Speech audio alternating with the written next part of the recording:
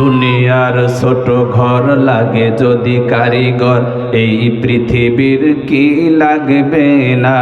কথা বলেন ঠিক কিনা? দুনিয়ার ছোট ঘর লাগে যদি কারিগর, এই পৃথিবীর কি লাগবে না? কথা বলেন ঠিক কিনা? এত বড় পৃথিবী কারিগর ছাড়া কি তৈরি হতে পারে বলো না? আর সেই কারিগর তো আল্লাহ তাআলা। তুল উলুম বালক বালিকা মাদ্রাসা ইসাখালিয়ার শুভ উদ্বোধন উপলক্ষে ওয়াজ ও দোয়ার মাহফিল। আমার আপনার নবী বলেন, ইউহিব্বুল বিত্র, আমি বেজরকে ভালোবাসি কিন্তু কম বেজর নয়। কম বেজর হচ্ছে এক, দ্বিতীয় বেজর হচ্ছে তিন। অতএব টিপল বারের ন্যায় বাঘ সিংহের মতো গর্জন করে উচ্চ আওয়াজ উচ্চ কণ্ঠে কালিমাতুশ শুকুর আদায় করব। সকলে পড়ি আলহামদুলিল্লাহ। আরো চিৎকার দিয়ে পড়ি আলহামদুলিল্লাহ। আমার ভাইরা, আমি আপনাদের কাছে প্রথমেই জানতে চাই, আপনারা এই জান্নাতি বাগানে বসতে পেরে তাহলে খুশি তো? এখন আমরা যে বসেছি, আমাদের ইমানের দাম কমেছে না বেড়েছে? আরো চিল্লায় বলতে হবে, কমেছে না বেড়েছে? সবার বিশ্বাস হয়? কার কার বিশ্বাস হয় না হাত তোলেন তো। যাই হোক, মুরব্বী ভুলে তুলে ফেলছে নাকি? তাহলে আমাদের সবার বিশ্বাস হয় তো যে আমাদের ইমানের স্পিড অনেক বেশি, ঠিক না ভাই? আল্লাহর নবী রহমাতুল লিল আলামিন নবী সাহাবীদেরকে ডাক দিয়ে বললেন, ও আমার সাহাবীরা, আচ্ছা বলো দেখি সাহাবী, কাদের ইমানের দাম সবচাইতে বেশি? সবচাইতে বেশি? সাহাবীরা বললেন, ইয়া রাসূলুল্লাহ, নবী পয়গম্বরের ইমানের দাম সবচাইতে বেশি। সাউন্ডটা একটু কমাও হালকা। নবীজি আমার বলেন, সাহাবীরে আরো ভালো করে বলো দেখি কাদের ইমানের দাম সবচাইতে বেশি? সাহাবীরা বললেন, ইয়া রাসূলুল্লাহ, তাহলে মনে হয় সাহাবীদের ইমানের দাম সবচাইতে বেশি। নবী আমার বললেন, না রে না সাহাবী, এখনো পর্যন্ত তোমাদের জবান থেকে সঠিক জবাব পাই নাই, আরো ভালো করে বলো দেখি কাদের ইমানের দাম সবচাইতে বেশি? সাহাবীরা বললেন, ইয়া রাসূলুল্লাহ, ইয়া হাবিবাল্লাহ, ও পয়গম্বর, তাহলে মনে হয় শহীদদের ইমানের দাম সবচাইতে বেশি। নবী আমার বললেন, রে সাহাবীরা রে, তোমাদেরকে বলেছি বলো তো দেখি কাদের ইমানের দাম সবচাইতে বেশি? তোমাদের কাছ থেকে এখনো পর্যন্ত আমি নবী সঠিক জবাব পাই নাই। ও সাহাবীরা, আরো ভালো করে বলো দেখি কাদের ইমানের দাম সবচাইতে বেশি? সাহাবীরা বললেন, ইয়া রাসূলুল্লাহ, তাহলে আমরা তো বলতে পারলাম না, নবী গো, আপনার পবিত্র জবান থেকে একটু শুনতে চাই। নবী আমার বললেন, সাহাবীরা তোমরা শুনে রাখো, সাহাবী তোমরা নবী পয়গম্বরের কথা বলেছো, সাহাবীদের কথা বলেছো, শহীদদের কথা বলেছো। এদের ইমান তো এমনিতেই মজবুত, কিন্তু হাঁটি হাঁটি পা পা করে যারা জান্নাতি বাগানে মাহফিলের ময়দানে এসে বসে যায়, তাদের ইমানের দাম আমার আল্লাহর কাছে কোটি কোটি গুণ মর্তবা বেশি। চিৎকার দিয়ে বলা যাবে নাকি সুবহানাল্লাহ? তাহলে দেখেন আপনাদের ইমানের দাম কত বেশি। আল্লাহু আকবার করবেন না? তাহলে আল্লাহ রাব্বুল আলামিনের শুকরিয়া আদায় করলে নিয়ামত বাড়ায় দেন যিনি, তিনি কে? আরো চিল্লায় বলতে হবে কে? সবার বিশ্বাস হয়? কেমন নিয়ামত বেড়ে যায় রে ভাই? আল্লাহ রাব্বুল আলামিন বলেন, লা ইন শাকারতুম লা আযীদান্নাকুম ওয়া লা ইন কাফারতুম ইন্না আযাবি লাশাদীদ। আল্লাহু আকবার। এ বান্দা, যখন আমি আল্লাহর তুমি প্রশংসা করবা, আমি আল্লাহ রাব্বুল আলামিনের শুকরিয়া আদায় করবা, শুকরিয়া নিয়ামত বাড়ায় দেব আমি। কোন দিক দিয়ে নিয়ামত আসবে বান্দা তুই বুঝবি না।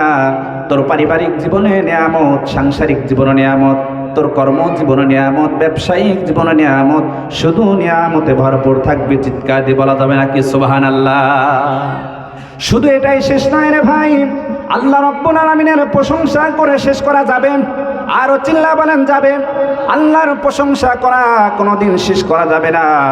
এ ব্যাপারে মহান রব্বে কাবা কুরআনুল কারীমের মধ্যে জানায়া দেন, قُلْ لَوْ كَانَ الْبَحْرُ مِدَادًا لِكَلِمَاتِ رَبِّي لَنَفِدَ الْبَحْرُ قَبْلَ أَنْ تَنْفَدَ كَلِمَاتُ رَبِّي وَلَوْ جِئْنَا بِمِثْلِهِ مَدَدًا। আল্লাহু আকবার। এই দুনিয়ার মানুষ, তাম পৃথিবীর গাছ দিয়ে যদি তুমি কলম বানাও, আর পৃথিবীর আটলান্টিক মহাসাগর থেকে শুরু করে পদ্মা, মেঘনা, যমুনা, যত নদী নালা, খাল বিল যা কিছু আছে, সমস্ত কিছুর পানি দিয়ে যদি কালি বানানো যায়, তাহলে ওই কলম আর কালি দিয়ে লিখতে লিখতে কলমের কালিগুলি শেষ হয়ে যাবে। কিন্তু আমি মহান রব্বে কাবার প্রশংসা করা কোনোদিন শেষ হবে না। চিৎকার দিয়ে বলা যাবে না কি সুবহানাল্লাহ? শেষ হবে? হবে না। এই জন্য ভাইরা আমার, আলহামদুলিল্লাহ অনেক মানুষ এসে গেছেন। আমরা এটাই আল্লাহ রব্বুল আলামিনের কাছে যে কোনো মুহূর্তে, যে কোনো হালতে, যে কোনো অবস্থায় থাকি না কেন, প্রশংসা করবো কার? যদি সুখে থাকি প্রশংসা হবে কার? যদি অসুস্থ থাকি প্রশংসা হবে কার? আল্লাহ। সর্বক্ষেত্রে প্রশংসা কার হবে? আল্লাহর। ভাইরা আমার, আসুন যে আমি আয়াতে কারিমা তেলাওয়াত করেছি, আল্লাহ রব্বুল আলামিন বলেন, সূরা লুকমান থেকে আমি ছোট্ট একটা আয়াতে কারিমা তেলাওয়াত করেছি। আল্লাহ রব্বুল আলামিন বলেন, ওয়াইদ ক্বালা লুকমানু লিইবনিহি ওয়া হুয়া ইয়াইযুহু ইয়া বুনাইয়া লা তুশরিক বিল্লাহ ইন্না শিরকা লাযুলমুন আযীম। আল্লাহ রব্বুল ইজ্জাত ওয়াল জালাল বলেন, ওয়াইদ ক্বালা লুকমান, লুকমান হাকিম তিনি তার কলিজার টুকরা সন্তানকে উপদেশ দিয়ে বলতেছেন, ওয়া হুয়া ইয়াইযুহু, হে আমার সন্তান, ওয়াজ করে সন্তানকে শোনাচ্ছে, হে আমার সন্তান, হে আমার বৎস, ইয়া বুনাইয়া লা তুশরিক বিল্লাহ, তুমি আল্লাহর সাথে কাউরে শরিক করবে না, আল্লাহর সাথে কাউরে শিরক করবে না। এই আল্লাহর সাথে কাউরে শিরক করলে আল্লাহ তাআলা ক্ষমা করবেন? দুনিয়ার সমস্ত অপরাধ আল্লাহ রব্বুল আলামিন ক্ষমা করতে পারেন, কিন্তু মহান রব্বে কাবার সাথে কেউ যদি শরিক করে, এই শিরকের গুনাহ আমার আল্লাহ কোনোদিন ক্ষমা করবেন না। তাহলে দেখেন, আল্লাহ রব্বুল আলামিনের সাথে কাউরেই শরিক করা যাবে না। আল্লাহ বলতেছেন, ইন্না শিরকা লাযুলমুন আযীম, শিরক হচ্ছে সবচেয়ে বড় জুলুম। কথা বলেন ঠিক কিনা? তাহলে দেখেন, এই যে মদিনাতুল উলুম বালক বালিকা মাদ্রাসার যেই আজকের ওয়াজ মাহফিলের আয়োজন করা হয়েছে, এই মাদ্রাসার ছাত্ররা কুরআনুল কারীম শিক্ষা দিবে। কথা বলেন ঠিক কিনা? হাদিস শিক্ষা অর্জন করবে।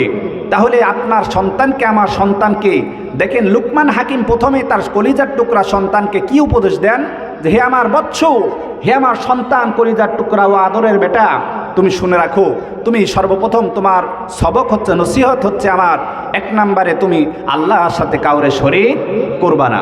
তাহলে আমরা যে মাদ্রাসায় শিক্ষা দিতেছি এই ছাত্রদেরকে, এটা কি আমরা অবশ্যই কিন্তু এই ছাত্রদের শিক্ষা দিচ্ছি যে সন্তান, তুমি প্রথমে কি আল্লাহর সাথে কাউরেই শরিক করবা না, তুমি ভালো কাজ করবা, 5 ওয়াক্ত নামাজ পড়বা, কুরআনুল কারীম শিক্ষা অর্জন করবা, এরপরে তুমি শিক্ষক হবা, তুমি ছাত্র পড়াইবা। কথা বলেন ঠিক কিনা?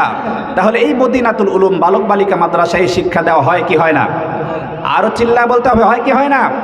তাহলে দেখেন, আল্লাহ রব্বুল আলামিন পবিত্র কুরআনুল কারীমে লুকমান হাকিমের উদ্বুদ্ধ দিয়ে তার সন্তানকে বলা হচ্ছে, সন্তান, তুমি আল্লাহর সাথে কাউরে শরিক করো না, ইন্না শিরকা লাযুলমুন আযীম, সবচাইতে বড় জুলুম শিরকের গুনাহ। সবচাইতে বড় জুলুম অন্যায় কি? শিরকের গুনাহ। এই জন্য আল্লাহর সাথে কাউরে শরিক করা যাবে না। আল্লাহ রাব্বুল আলামিন পৃথিবীতে 3 জন কালো মানুষ, এই পৃথিবীতে 3 জন কালো মানুষ কিন্তু মহান রব্বে কাবার কাছে অনেক প্রিয়। চিৎকার দিয়ে বলেন না সুবহানাল্লাহ। কয়জন? জোরে বলতে হবে, কয়জন কালো মানুষ? 3 জন। তাদের চেহারা ভালো না, হাত পা গুলো চ্যাপ্টা, হ্যাঁ, খাটো, কালো, কিন্তু আল্লাহ রাব্বুল ইজ্জাত ওয়াল জালালের কাছে সবচাইতে বেশি পছন্দনীয় 3 জন। তার মধ্যে রয়েছেন হযরতে লুকমান হাকিম, এবং এরপরেই হযরতে বিলাল হাবশী রাদিয়াল্লাহু তাআলা আনহু, 3 নম্বরে হযরতে ওমর রাদিয়াল্লাহু তাআলা আনহুর আজাদকৃত দাস মাহজা রাদিয়াল্লাহু তাআলা আনহু।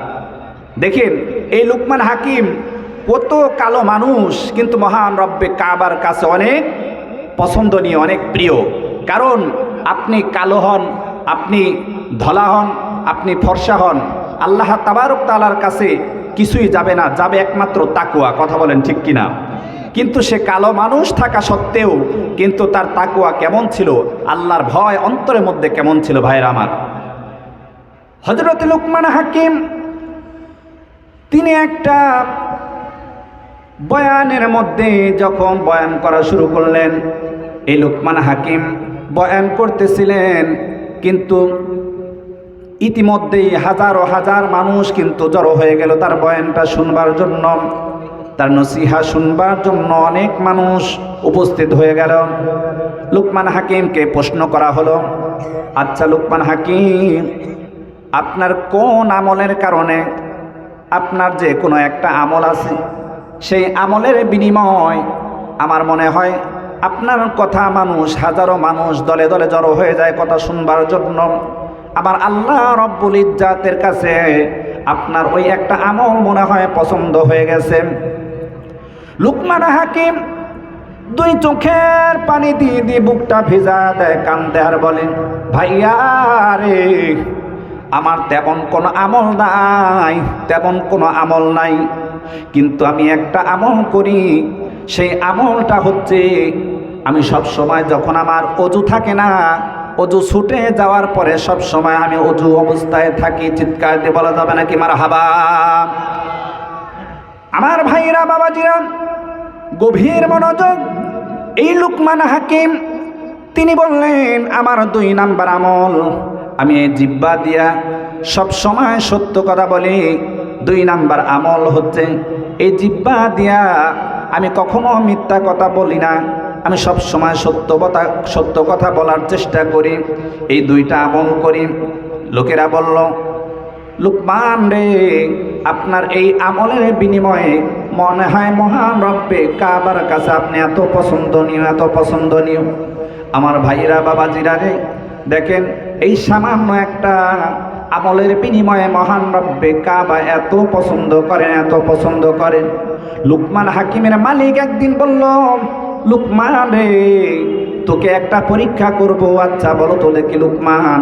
পরীক্ষাটা হলো, এই যে তুমি যে বকরি চড়াও, বকরি পাল থেকে তুমি একটা বকরি জবাই করবা, সেই বকরির মধ্যে উৎকৃষ্ট যেই 2টা জিনিস আছে, সেই 2টা জিনিস তুমি আমার কাছে এনে দিবা। লোকমান হাকিম কি করলেন? ওই পাল থেকে একটা বকরি জবাই করলেন। বকরির উৎকৃষ্ট 2টা জিনিস, একটা হচ্ছে কলব এবং হৃৎপিণ্ড। এই 2টা জিনিস কিন্তু তিনি, একটা হচ্ছে কলব এবং জিহ্বা, এই 2টা জিনিস কিন্তু লোকমান হাকিমের মালিকের কাছে এনে দিলেন। এবার লোকমান হাকিমের মালিক বলল, লোকমান রে, অপর পাল থেকে আর একটা বকরি তুমি জবাই করো, সেখান থেকে তুমি 2টা নিকৃষ্ট জিনিস তুমি ফেলে দিবা। লোকমান হাকিম কি করলেন? অপর একটা পাল থেকে আবার বকরি জবাই করলেন, সেখান থেকে 2টা জিনিস ফেলে দিলেন, একটা হচ্ছে জিহ্বার, একটা কলব। এবার লোকমান হাকিমের মালিক বলল, আচ্ছা লোকমান, আমি বুঝলাম না, তোমাকে বলেছিলাম, আচ্ছা তুমি উৎকৃষ্ট 2টা জিনিস তুমি আনবা, তুমি জিহ্বা এবং কলব নিয়ে এসেছো, আবার বলেছিলাম নিকৃষ্ট 2টা জিনিস ফেলে দিবা, তুমি একই কাজ করলা, জিহ্বা এবং কলব ফেলে দিলা, কারণটা বুঝলাম না, কারণটা কি? লোকমান হাকিম 2 চোখের পানি দিয়ে বুকটা ভেজা দেয়, কান্দে আর বলে, ও মালিক, আপনি কি জানেননি, যার কলব এবং জিহ্বা ভালো হয়ে যাবে, তার কাছে আমার মহান রব্বে কাবার কাছে সব কিছু ভালো হয়ে যাবে। চিৎকার দিয়ে বলা যাবেন কি সুবহানাল্লাহ? আল্লাহ নবী সাহাবীদেরকে ডাক দিয়ে বললেন, ও আমার সাহাবীরা, তোমরা শুনে রাখো রে সাহাবী, তোমরা শুনে রাখো, ও আমার সাহাবীরা, তোমরা যদি 2টা জিনিস হেফাজত করতে পারো, 2টা জিনিস হেফাজত করতে পারো, তাহলে আমি নবী ওয়াদা করলাম, এই 2টা জিনিস হেফাজত করার কারণে আমি নবী তোমাদের জন্য জান্নাতের জামিনদার হয়ে যাব। চিৎকার দিয়ে বলা যাবে নাকি সুবহানাল্লাহ? সাহাবীরা প্রশ্ন করেন, ইয়া রাসূলুল্লাহ, ইয়া হাবিবাল্লাহ, ও পয়গম্বর, সেই 2টা জিনিস কি? নবীজি আমার বলেন, সাহাবীরা, 1 নম্বরে হচ্ছে তোমার 2 চোয়ালের মধ্যস্থিত বস্তু, আর 2 নম্বরে তোমার 2 রানের মধ্যস্থিত বস্তু, অর্থাৎ জিহ্বা এবং লজ্জায় স্থান। এই 2টা জিনিস যদি হেফাজত করতে পারো রে সাহাবী, তাহলে আমি নবী তোমাদের জন্য জান্নাতের জামিনদার হয়ে যাব। চিৎকার দিয়ে বলা যাবে নাকি সুবহানাল্লাহ? তাহলে এই 2টা জিনিস হেফাজত করবো তো ভাই? হ্যাঁ, কারা কারা করবো? হাত তোলেন তো। নারায়ে তাকবীর। আল্লাহ পাক আমাদের সকলকে কবুল করুন, সবাই আমিন। আমার ভাইরা, তাহলে দেখেন হযরতে লুকমান হাকিম তার অন্তরের মধ্যে কি তাকওয়া ছিল, কি তাকওয়া ছিল, আল্লাহর ভয় ছিল কলিজার মধ্যে, অন্তরের মধ্যে। কথা বলেন ঠিক কিনা?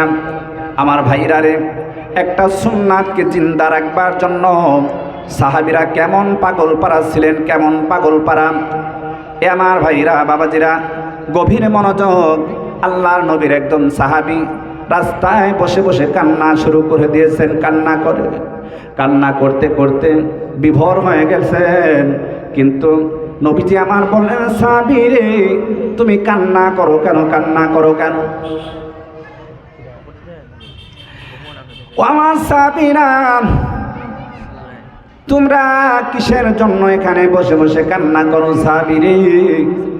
সাহাবী আমার বললেন, ইয়া রাসূলুল্লাহ, ইয়া হাবিবাল্লাহ, আমি এমন জিনিসের জন্য কান্না করি গো নবী, আমার একটা জিনিসের প্রয়োজন। আমি আপনার সমস্ত সুন্নতের আমল করতে পারি গো নবী, কিন্তু একটা সুন্নত থেকে আমি বঞ্চিত। নবী আমার বললেন, সাহাবী রে, কোন সুন্নতটা থেকে তুমি বঞ্চিত বলো তো দেখি, একটু খুলে বলো না দেখি। আল্লাহর নবীর একজন সাহাবী সাদ বললেন, ইয়া রাসূলুল্লাহ, ইয়া হাবিবাল্লাহ, আমি আপনার সমস্ত সুন্নতের আমল করতে পারি গো নবী, কিন্তু আমি সাদ একটা সুন্নত আমল করতে পারি নাই। বলে, কোন সুন্নতের আমলটা করতে পারো না, একটু খুলে বলো না দেখি। সাহাবী দুই চোখের পানি দিয়ে বুকটা ভিজা দেয়, কান্দে আর বলে, ইয়া রাসূলুল্লাহ, ইয়া হাবিবাল্লাহ, আমি মদিনার অলিতে গলিতে কত মেয়েকে বিবাহের প্রস্তাব দিলাম গো নবী, কিন্তু আমার বিবাহে একটা মেয়েও তো রাজি হলো না।